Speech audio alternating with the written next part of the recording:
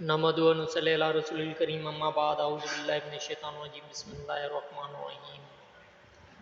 حدیث نبوی ہے، حضرت ابو ایوب انصاری رضی اللہ تعالیٰ عنہ سے روایت ہے، رسول اللہ صلی اللہ علیہ وسلم نے فرمایا، پانچوں نمازیں جمعہ دوسری جمعے تک اور امانت کی ادائیگی ان کے درمیان گناہوں کا کفارہ ہے۔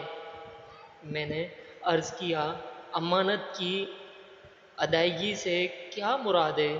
فرمایا، جنابت کا غسل، کیونکہ ہر بال کے نیچے جنابت ہے۔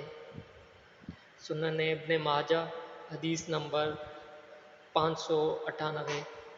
دوستو، اس حدیث کو ثواب کی نیت سے شیئر کریے گا، سبسکرائب کریے گا اور لائک ضرور کریے گا۔ السلام علیکم ورحمۃ اللہ وبرکاتہ۔